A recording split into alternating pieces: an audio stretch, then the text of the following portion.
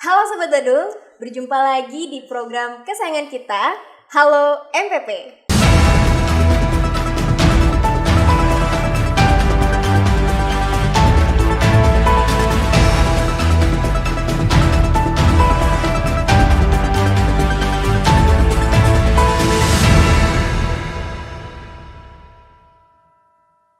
Tentunya masih bersama saya Diah Indira, dan kali ini kita sudah kedatangan narasumber dari salah satu instansi yang sudah bergabung di MPP Badung. Mungkin Sobat Badung ada yang bisa menebak kira-kira siapa?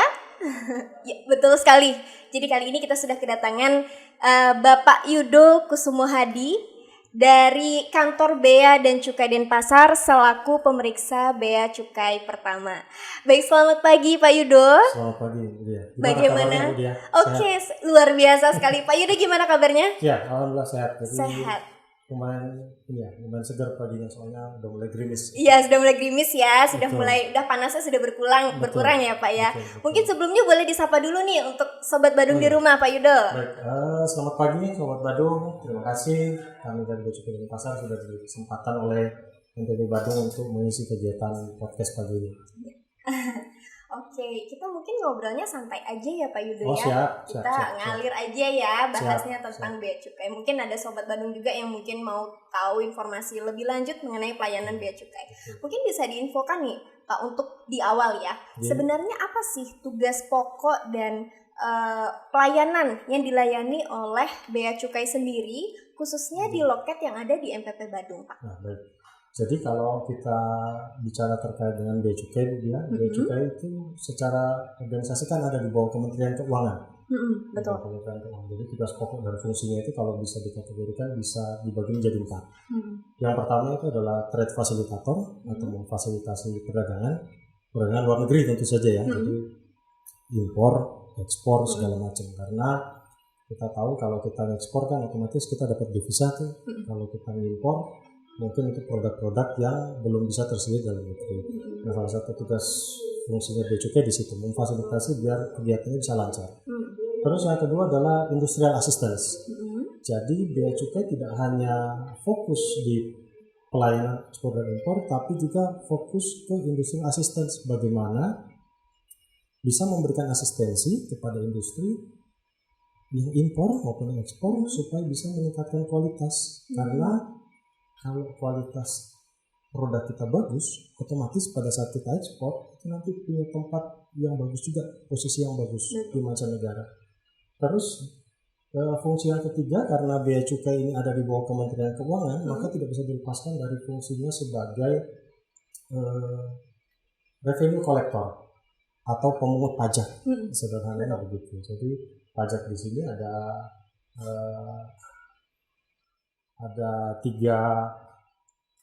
tiga jenis pajak. Yang pertama itu bea masuk, bea keluar, cukai. Nah, jadi ada 3 yang gunanya pastinya untuk menunjang pembangunan di Indonesia. Dan yang keempat fungsinya itu adalah community protector. Community protector atau perlindungan masyarakat untuk melindungi masyarakat dari masuknya barang-barang yang berbahaya dari luar negeri. Mungkin kita sering lihat berita Bea Cukai berhasil menegah misalnya narkoba atau barang-barang yang terkait dengan pelanggaran seperti itu. Selain itu juga termasuk penegakan hukum di bidang cukai. Karena selain barang impor, Bea Cukai juga mengawasi terkait dengan barang-barang kena cukai. Salah satunya rokok. Nah, ini juga menjadi perlindungan dari Bea Cukai.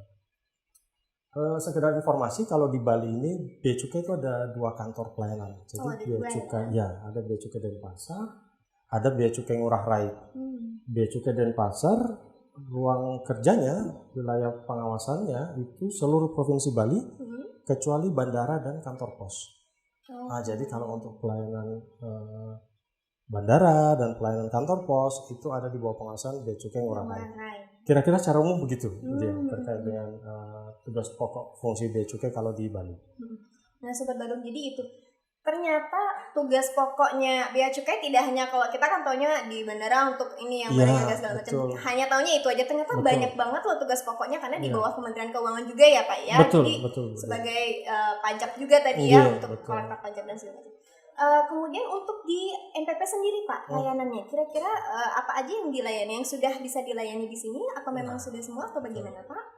Jadi bergabung di NPP Badung ini merupakan salah satu kebanggaan juga bagi kami, karena secara jangkauan layanan otomatis, karena kami berkantor di Renon di Denpasar, adanya petugas yang kami tempatkan di NPP Badung ini juga memperluas wilayah pelayanan menjadi semakin dekat dengan masyarakat, dan ini yang sangat juga kami syukuri. Jadi untuk di NPP Badung ini untuk sementara kami punya 2 layanan, Bu Dia. Yang pertama itu asistensi registrasi NPPBKC. Nah, NPPBKC itu adalah singkatan dari nomor pokok pengusaha barang kena cukai. Jadi kalau secara sederhana, NPPBKC ini adalah identitas atas perizinan yang diberikan oleh Bea Cukai kepada pengusaha pabrik, importir, tempat penyimpanan, penyalur, dan tempat penjualan eceran barang kena cukai. Nah, mungkin ini bahasanya masih agak kaku ya. Bahasa kaku ya. Kalau bahasa sederhananya ini saya sudah coba sederhanakan. Kalau kita bicara konteksnya di Bali, maka ini adalah izin untuk tempat wisata. Misalnya pengusaha kafe, pengusaha bar, restoran, diskotik, klub malam, beach club. Itu penting banget sih, apalagi di Bali, khususnya di Badung ya Pak. Ya, itu kan banyak juga kafe-kafe, beach club, dan lain sebagainya. Nah, berarti perlu mengurus untuk NPPBKC ya Pak NPPBKC ya? Kalau konteksnya mereka mau menjual minuman beralkohol dengan kadar di atas 5%. Jadi kalau yang mereka jual adalah minuman beralkohol dengan kadar tidak lebih dari 5%, itu nggak perlu izin NPPBKC. Mungkin bisa kita temui di minimarket. Kalau di minimarket biasa kita lihat menjual minuman beralkohol di bawah 5% biasa bir. Nah, itu tapi tidak perlu izin Bea Cukai. Ya. Tapi begitu dia mau menjual minuman dengan kadar di atas 5%, itu butuh izin dari Bea Cukai. Nah, untuk pengajuan NPPBKC ini sebenarnya sudah dilakukan secara online, Bu Dia. Secara online bisa diakses di situs bcdenpasar.beacukai.go.id. Karena pengajuan ini mudah, sederhana, jadi bisa dari rumah. Bisa ya? Dari rumah sendiri. Ya? Hanya saja memang ada beberapa hal teknis yang terkadang masyarakat lebih senang kalau ada yang asistensi. Betul. Ada yang mengarahkan, apalagi baru pertama kali kan. Betul. Biasanya kan masyarakat masih aduh gimana nih, bingung, atau mungkin sudah pernah penjemputannya baru biasanya oke lah sendiri dilepas dari mana aja. Betul. Karena kan masyarakat juga masih awam mungkin karena baru dan segala macam. Ada pendampingannya ya? Ada pendampingannya. Jadi yang kami sediakan di NPP Badung itu adalah layanan asistensi terhadap pendaftaran NPPBKC ini. Terus yang kedua terkait layanan kami di sini adalah asistensi registrasi IMEI. Nah, ini yang lagi rame nih. Betul. Registrasi IMEI. IMEI keblokir segala macam, ada beberapa mispersepsi di masyarakat. Jadi mungkin yang perlu diluruskan adalah Bea Cukai itu diberikan otoritas untuk meregistrasikan IMEI atas perangkat seluler penumpang yang datang dari luar negeri. Jadi kata kuncinya di situ, Bu Dia. Penumpang yang datang dari luar negeri. Dia harus penumpang dan harus dari luar negeri.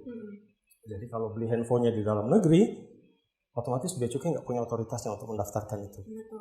Nah, idealnya sih masyarakat, Sobat Badung, meregistrasikan IMEI-nya pada saat kedatangan di bandara. Karena kalau registrasinya di bandara, itu akan dapat pembebasan pajak $500. Artinya, kalau barang bawaan penumpangnya, total nilainya tidak lebih dari $500. Misalnya Bu Dia dari Singapura nih, beli barang oleh-oleh misalnya, beli tas, beli handphone segala macam, setelah di total nilainya nggak lebih dari $500, maka itu masuk ke dalam pembebasan pajak. Artinya tidak perlu bayar pajak untuk bisa diregistrasikan IMEI-nya. Tapi kalau misalnya nilainya melebihi 500, maka yang menjadi dasar perhitungan pajak adalah selisihnya. Misalnya totalnya 550 nih. Betul. Selisihnya $50 itu menjadi dasar perhitungan pajak. Begitu. Jadi makanya idealnya memang registrasi IMEI ini dilakukan di bandara pada saat kedatangan. Begitu, biar bisa dapat pembebasan $500-nya. Tetapi kalau misalnya sudah terlanjur keluar dan belum registrasinya masih bisa dilakukan di kantor Bea Cukai mana saja, maksimal 60 hari sejak tanggal kedatangan yang tertera di paspor. Tetapi untuk registrasi di luar bandara pada saat kedatangan, pembebasan $500-nya sudah tidak berlaku. Ya, jadi artinya kalau harga handphonenya $100 tetap dikenakan pajak. Seperti itu. Berarti lebih menguntungkan kalau langsung registrasi saat di bandara ya, Pak ya? Idealnya seperti itu. Nah, jadi kalau registrasi di bandara dapat pembebasan 500, kalau keluar akan dikenakan pajak. Besaran pajaknya itu biaya masuknya 10%, PPN-nya 11%, Waduh. PPh-nya 10%, kalau punya NPWP, kalau nggak punya NPWP, PPh-nya 20%. Makin banyak ya. Makin banyak, iya. Jadi memang akan sangat ideal kalau registrasinya dilakukan di bandara pada saat kedatangan. Ya. Nah, begitu. Kalau untuk di MPP Badung, layanan yang kami berikan adalah asistensinya terhadap registrasi IMEI. Karena memang untuk IMEI ini harus langsung datang ke kantor. Untuk sementara seperti itu. Jadi nanti bisa langsung datang ke Renon. Tapi biasanya orang ke Renon belum tahu apa-apa, tahu-tahu mesti bolak-balik lagi. Nah, kalau sudah dapat di sini asistensinya bisa langsung minimal dapat informasi lah di sini. Betul. Supaya apa yang diperlukan bisa disiapkan dari sini, nggak perlu bolak-balik lagi gitu ya Pak ya. Jadi kira-kira itu yang layanan yang disediakan di Cukai dan Pasar di MPP Badung. Ini nih Sobat Badung yang masih belum tahu infonya ya secara detail, tadi sudah disebutkan juga oleh Pak Yudo. Jadi memang untuk NPP BKC dan IMEI itu sangat penting juga untuk diketahui oleh masyarakat, terutama yang tadi ya untuk IMEI yang sedang marak juga. Jadi untuk Sobat Badung mungkin yang beli handphone di luar ya, beli yang baru keluaran terbaru di luar, kemudian ininya lebih baik di bandara aja karena ada pembebasan tadi 500 US dollar. Daripada setelah itu bisa aja sih di luar itu dalam kurun waktu 60 hari. Bisa aja di kantor di kantor bea cukai langsung, cuman kan tidak mendapatkan pembebasan yang 500 dolar itu. Jadi buat Sobat Badung diingat-ingat lagi ya, supaya nggak ini nih, biar dapat lebih sedikit pembayaran pajaknya gitu ya. Oke, kalau untuk produknya tadi itu dari NPP BKC itu berupa apa tuh Pak? Nah, kalau untuk produk dari layanan tersebut, yang NPP BKC itu akan mendapat nanti seperti piagam. Sertifikat gitu ya, Pak, ya? Yang menandakan atas identitas ini sudah mendapatkan izin untuk menjalankan usaha sebagai penjual minuman beralkohol dengan kadar di atas 5%. Itu ada masa berlakunya nggak Pak? Masa berlakunya 5 tahun. 5 tahun. Berarti lewat 5 tahun harus diperpanjang lagi. Harus diperpanjang lagi. Okay. Nah, itu nanti setelah dapat itu biasanya sama pelaku usaha akan digura dan dipajang. Nah, dipajang untuk sebagai bukti legalitas. Nah, kalau untuk registrasi IMEI, produknya itu nanti setelah diregistrasikan akan dapat kode billing. Kode billing yang menjadi dasar untuk pembayaran pajak. Pembayaran pajak. Terus kalau di Indonesia kan kita tahu bayar pajak itu sekarang sudah nggak ke kantor lagi ya, langsung ke bank atau ke kantor pos, atau bisa juga ke minimarket. Jadi kayak di minimarket biru atau minimarket merah itu bisa kita bayar di situ. Jadi berupa kode billing ya kalau ini. Kode billing, betul. Kalau MPP BKC ini berupa sertifikat piagam yang harus diperbarui setiap 5 tahun. Iya. Untuk selanjutnya untuk proses pelayanan sendiri nih Pak. Alur proses pelayanannya sebenarnya seperti apa sih Pak? Nah, baik. Secara umum di Bea Cukai hampir seluruhnya layanan itu sudah dilakukan secara online. Kecuali memang untuk hal-hal yang tidak bisa online, misal pelayanan di bandara itu kan nggak bisa online, tetap harus ada petugasnya seperti itu. Adapun yang terkait dengan perizinan, regulasi, itu semua sudah dilakukan secara aplikasi, secara online. Nah, terus mungkin kalau kita bisa flashback sedikit ke belakang, sejak tahun 2006 itu seluruh pembayaran pajak itu sudah dilakukan secara langsung ke bank. 2006 itu kita mulai dengan yang namanya MPN, modul penerimaan negara. Jadi kalau sebelumnya itu kita pembayaran pajak, orang mau bayar pajak nih, dia datang ke kantor bea cukai, Pak, saya mau bayar pajak, ini dokumen saya, ini uang saya. Nah, tapi kalau mekanisme seperti itu akan sangat besar potensi fraudnya. Betul. Makanya sejak tahun 2006 Kementerian Keuangan mengembangkan yang namanya MPN, modul penerimaan negara, terus sistem ini disempurnakan sampai akhirnya di tahun 2015 itu kita masuk ke namanya MPNG2, pembayaran pajak itu sudah pakai kode billing. Jadi bayarnya itu langsung ke bank, ke kantor pos. 2015 MPNG2. Mekanisme pembayaran menggunakan MPN ini sebenarnya sudah sangat efektif untuk menghindari fraud itu. Jadi uang yang dibayarkan masyarakat atas pajaknya itu langsung masuk ke kas negara.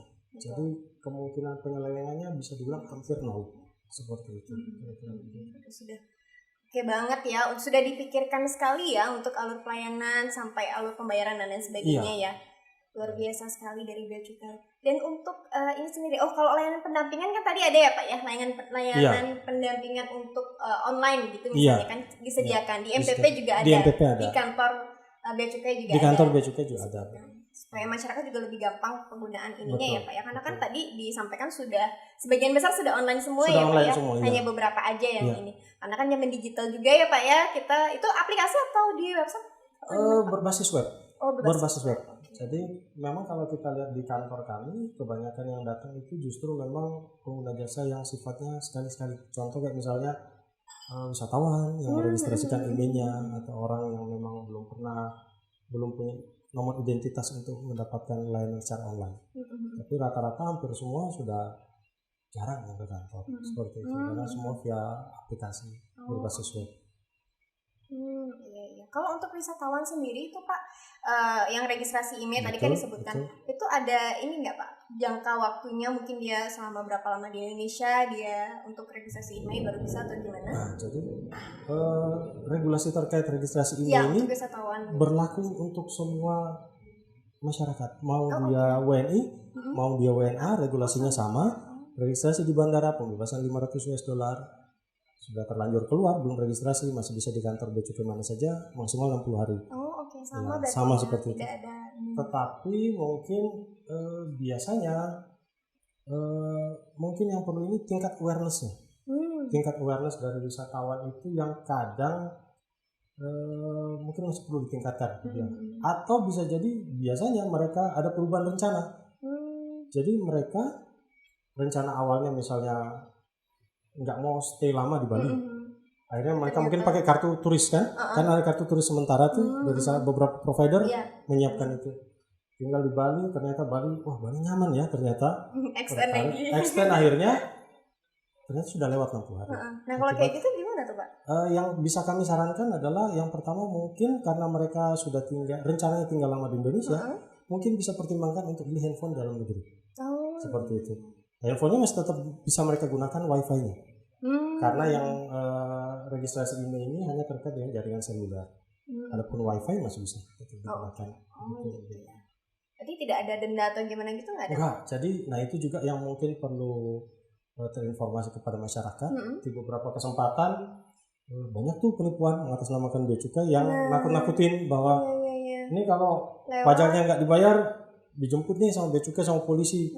Padahal nggak ada orang yang jadi salah satu modus penipuan betul, sekarang ya. Jadi buat Sobat Badung hati-hati ya. Ini sudah konfirmasi dari bea cukainya bahwa itu tidak ada sama sekali Pak ya. Untuk kalau kelewatan dan penjemputan dan segala macam itu nggak ada sama sekali ya. Aduh, ini semakin kesini modus penipuan itu memang semakin banyak. Iya. Kita harus semakin waspada ya Pak ya. Oke, kemudian kalau untuk pelayanannya sendiri ada nggak sih pembatasan kuota Pak, terutama untuk di MPP Bandung?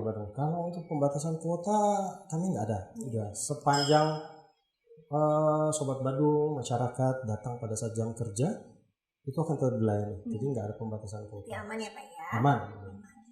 Nah kalau kita bicara tentang pelayanan sendiri Pak, kita tidak lepas dari yang namanya komplain atau pengaduan. Nah dari bea cukai sendiri, bagaimana sih cara penanganan komplain atau pengaduannya? Apakah mungkin dibuka kanal lewat media, atau mungkin bisa secara langsung dan lain sebagainya? Mungkin gimana?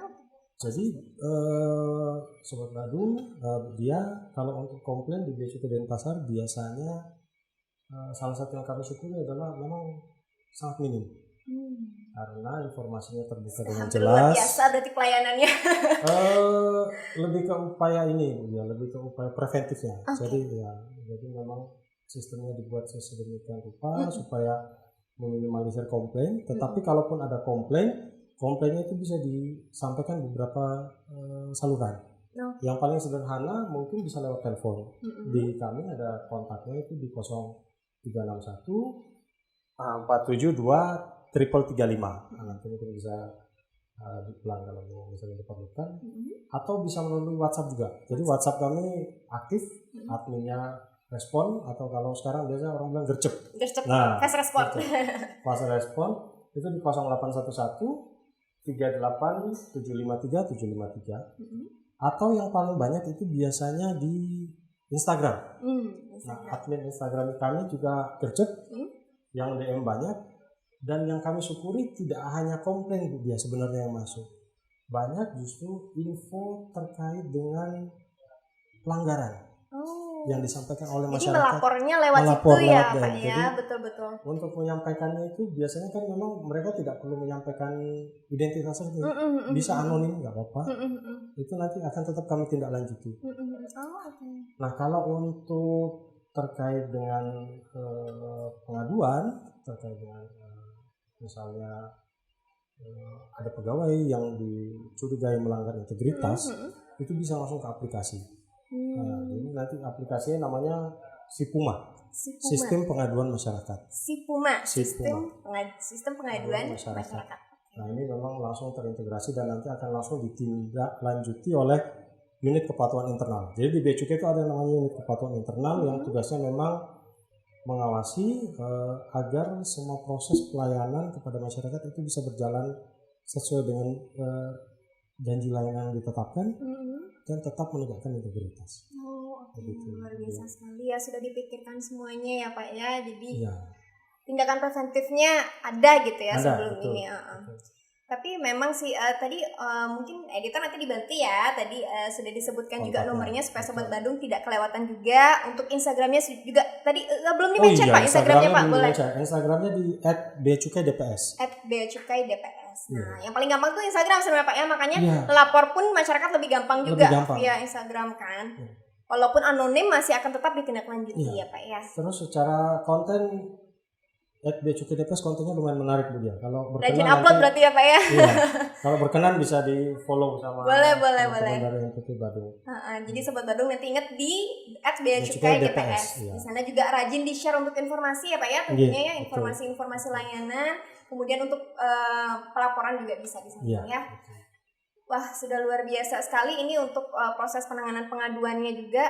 Dan inovasi nih Pak, kita mungkin bisa bahas inovasi. Kira-kira inovasi apa saja sih yang sudah dikembangkan dari Bea Cukai Pak? Banyak sekali nih sepertinya inovasinya nih. Jadi mempertimbangkan frekuensi pelayanan memang salah satu yang menjadi fokusnya sementara adalah pelayanan yang terkait dengan pelayanan kami di benua.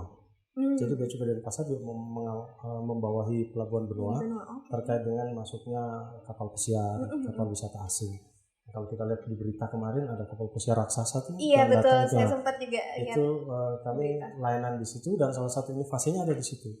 Salah satu inovasinya itu adalah custom declaration elektronik. Jadi kalau dulu wisatawan tuh untuk mendeklarasikan istilahnya memberitahukan kedatangannya, barang bawaannya apa, itu masih manual dan harus pada hari H. Tapi sekarang sudah elektronik, saya rasa semua instansi juga mengarah ke situ elektronik. Dan sudah bisa disampaikan 2 hari sebelum kedatangan. Jadi sudah bisa lebih cepat. Salah satu inovasinya itu. Selain itu juga inovasi yang lain mungkin terkait dengan layanan Bea Cukai Denpasar di beberapa pabrik MMA. Jadi di Bali ini MMA itu minuman mengandung etil alkohol. Jadi di Bali ini ada banyak pabrik karena memang industrinya ada di Bali, industri pariwisata segala macam. Nah, pabrik MMA ini ada di bawah pengawasan Bea Cukai Denpasar. Nah, salah satu inovasinya kalau di tahun ini kami ada program yang namanya Ngayah Semeton. Ngayah Semeton. Jadi memang nuansanya sangat Bali. Dan ini tujuan program ini memang untuk memudahkan para pengguna jasa agar pada saat perlu mengakses layanan Bea Cukai bisa lebih efektif. Seperti itu. Terus Ngayah Semeton itu berupa aplikasi Pak atau? Ngayah Semeton itu program yang sangat kompleks. Jadi ada aplikasinya di dalam, ada termasuk juga bagaimana mekanisme pelayanan Bea Cukai Denpasar di kantor, termasuk juga bagaimana penyiapan data statistik, itu sangat komprehensif. Jadi memang bukan aplikasi, Ngayah Semeton bukan aplikasi tapi program besar. Di dalamnya itu ada banyak detail-detail, salah satunya ada aplikasi-aplikasi seperti itu. Nah mungkin nanti tidak untuk kemungkinan kedepannya mungkin nanti untuk layanan di sini juga menjadi bagian dari pengembangan itu. Karena untuk sementara fokusnya terkait dengan layanan di benua dan terkait dengan pabrik MMA. Iya betul. Harapannya sih karena di sini kan sementara tadi baru MPP BKC dan IME aja. Betul, Semoga nanti kedepannya semakin erat lagi terjalin hubungan kerjasamanya dan juga bisa menambah lagi nih layanannya di sini jadi supaya lebih lengkap juga untuk masyarakat Badung, untuk Sobat Badung juga lebih gampang untuk mendapatkan layanannya. Semoga ya, semoga. Oke, kalau untuk SDM-nya sendiri nih Pak, ada nggak sih upaya khusus dari Bea Cukai? Mungkin ada pelatihan-pelatihan atau bagaimana untuk peningkatan kualitas dari SDM? Jadi untuk meningkatkan kualitas pelayanan di NTP Badung ini memang fokusnya kami ke peningkatan sumber daya manusia, seperti yang tadi sudah dimention sama Bu Bia. Jadi untuk pelayanan di sini kami sudah menunjuk petugas tetap. Jadi kalau dulu petugasnya kami ganti-ganti. Iya, rolling ya Pak ya. Rolling. Nah, sekarang petugasnya sudah tetap. Terus sebelum penugasan di sini kami sudah bekali dengan ada yang namanya kalau di Bea Cukai itu pengetahuan terkait CSC. Jadi Custom Service Charter. Jadi ada standarnya itu di Bea Cukai. Harapannya dengan pembekalan itu layanan yang diberikan kepada masyarakat bisa lebih maksimal. Luar biasa sekali ya, dari SDM sudah dipikirkan sekali, kemudian dari alur pengaduan semua, wah sudah baik sekali sih ya Sobat Badungnya untuk dari Bea Cukai ini. Dan untuk ini nih Pak, mungkin selama sudah bergabung dari 2021 ya Pak ya? Betul, Bea dari Cukai 2021 Bu Dia. Di MPP Badung. Mungkin bisa disampaikan nih kesan dan pesannya sudah bergabung selama 2 tahun di sini, atau mungkin ada harapan ke depannya bagaimana di MPP Badung ini. Silakan Pak. Jadi kalau ditanya kesannya Bu Dia ya selama bergabung di MPP Badung ini, mungkin kalau secara umum kami bilang sangat baik. Terus kita mungkin semua tahu ya MPP Badung ini sangat luar biasa. Mungkin salah satu yang terbaik di Indonesia. Terus kalau nanti Sobat Badung datang ke sini atau mungkin selain Sobat Badung datang ke sini bisa lihat di sini mewah, terpelihara. Iya, mewah, terpelihara, terus menjadi kebanggaan bagi masyarakat Badung, masyarakat Bali juga. Kalau kita tanya gimana MPP Badung, pasti angkat jempol semua. Waduh, ya.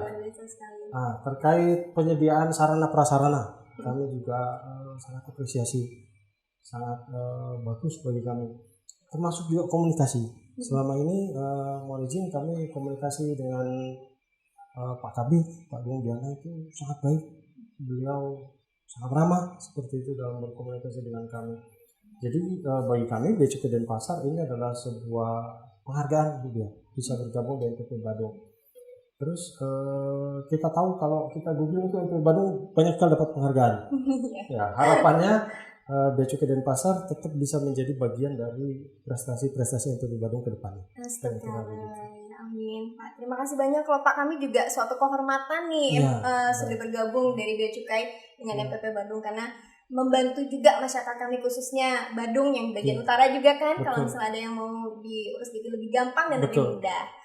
Dan mungkin ada pesan-pesan atau himbauan kepada masyarakat terkait pelayanan atau lain sebagainya dari Bea Cukai, bisa disampaikan juga Pak. Sobat Badung, masyarakat Bali, kami dari Bea Cukai ingin menyampaikan bahwa untuk senantiasa waspada terkait dengan penipuan yang mengatasnamakan Bea Cukai. Ada beberapa banyak modus yang mungkin kita tahu, salah satunya modus terkait dengan permintaan surat PPN, atau mungkin ada modus asmara. Nah, ini harap diwaspadai. Yang paling penting adalah jangan pernah transfer uang ke rekening pribadi. Kalau ada yang mengaku pungutan negara yang harus dibayarkan, pastikan menggunakan kode billing dan pastikan disetorkan langsung ke kas negara. Kalau tujuan transfernya adalah rekening pribadi, hampir bisa dipastikan oleh penipuan, segera dilaporkan ke pihak berwajib. Kira-kira demikian. Baik, terima kasih banyak Pak Yudo. Buat Sobat Badung ingat ya, harus semakin waspada, harus hati-hati. Kalau tidak ada kode billing, jangan sampai sekali-sekali transfer ke rekening pribadi ya. Itu jadi harus waspada untuk penipuan, modus penipuan terbaru. Oke, baik, terima kasih banyak Pak Yudo atas waktunya hari ini. Baik, terima kasih Bu Dia, terima kasih MPP Badung, sukses semua. Sukses untuk kita selalu ya. Semoga semakin erat lagi hubungan kerjasamanya. Kemudian semoga ada waktu lagi kita untuk berbincang-bincang lebih detail lagi mengenai pelayanan dari Bea Cukai sendiri. Dan mohon maaf kalau bila ada salah-salah kata ya Pak ya. Sama-sama, sebuah kehormatan bagi kami. Iya, kami juga Pak, terima kasih banyak. Untuk Sobat Badung, terima kasih sudah menemani hingga saat ini. Mohon maaf apabila ada salah-salah kata. Dan untuk Sobat Badung yang masih mau ada informasi yang kurang atau mau tanya-tanya, bisa ke call center kami di 1500273 dan kanal media kami di DPM PTSP Badung. Baik, saya Dia Indira pamit undur diri dan sampai bertemu lagi di episode selanjutnya.